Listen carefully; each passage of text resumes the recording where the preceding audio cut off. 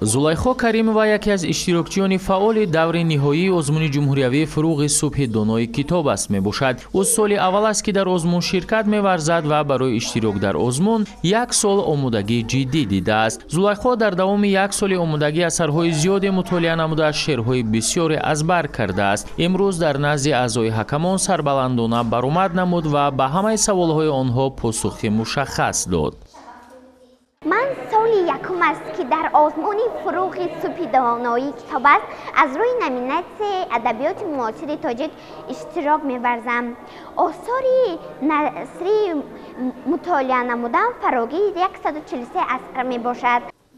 از برآمد هر یک اشتراکچی عیان است که آنها تئوری جدی دیدند و با باوری کامل به سوالهای اعضای حکمان جواب میدادند. قسمت زیادی آنها برای اشتراک در آزمون جمهوریوی فروغ سوپی دانایی کتاب است چند سال آمادگی دیدند و با استادانشان کار کرده ادبیات توصیه شده را مطالعه کردند. یادآور می‌شویم که هدف از برگزار نمودن آزمون بلند برداشتن ذوق کتابخوانی، تقویت نیروی ذهنی، دریافت چهره‌های نو سخنور و سخندان، ارج گذاشتن به ارزش‌های ملی و فرهنگی، انکشاف قابلیت ایجادی، تحکیم احساس خودآگاهی و خودشناسی، تکمیل ذخیره لغوی و مساعدت به رشد جهان معنوی تمام ساکنان مملکت میباشد.